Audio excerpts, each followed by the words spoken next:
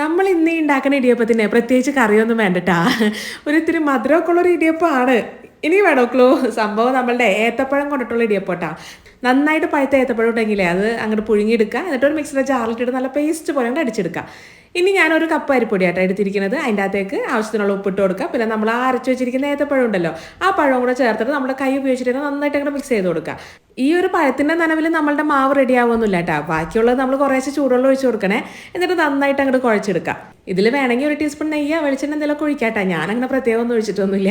പിന്നെ നമ്മൾ ആ ഇടിയപ്പമൊക്കെ ഉണ്ടാക്കുന്ന ആ തട്ടിൽക്ക് കുറച്ച് തേങ്ങ ഇട്ട് കൊടുക്കുക. സേവനാഴികൾക്ക് നമ്മളുടെ ഈ മാവ് ചേർത്തിട്ട് ഇടിയപ്പമൊക്കെ പീച്ചുന്ന പോലെ തന്നെ അങ്ങോട്ട് പീച്ചെടുത്ത് കൈയോടുകൂടി തന്നെ നിങ്ങളുടെ ആവിയിൽ വേവിച്ചെടുക്കുക കേട്ടോ. സംഭവം ഒരു 5-6 മിനിറ്റ് കൊണ്ട് ഇടിയപ്പം ഇവിടെ റെഡി ആയിട്ടുണ്ടാവും. പിന്നെ പ്രത്യേകം കറിയൊന്നും വേണ്ടല്ലോ അല്ലേ. ഞാൻ കുറച്ച് തേങ്ങാപ്പാൽ ഒഴിച്ചിട്ടുണ്ട് കേട്ടോ. പിന്നെ മക്കൾക്കൊക്കെ കൊടുക്കുമ്പോൾ വേണമെങ്കിൽ കുറച്ച് പഞ്ചസാര ഇട്ടോളൂ. ഇനി പഞ്ചസാര ഇട്ടില്ലാന്ന് ഓർത്തും കുഴപ്പമൊന്നുമില്ല. അത്യാവശ്യം നല്ല മധുരമുള്ള പഴമാണെങ്കിൽ അതിൻ്റെ ആ ഒരു ആവശ്യം തന്നെ ഉണ്ടാവില്ല. ഇത് നല്ല ഈസി ആയിട്ടുള്ള ഹെൽത്തി ബ്രേക്ക്ഫാസ്റ്റ് കൂടിയാട്ടോ. അപ്പം ഉണ്ടാക്കി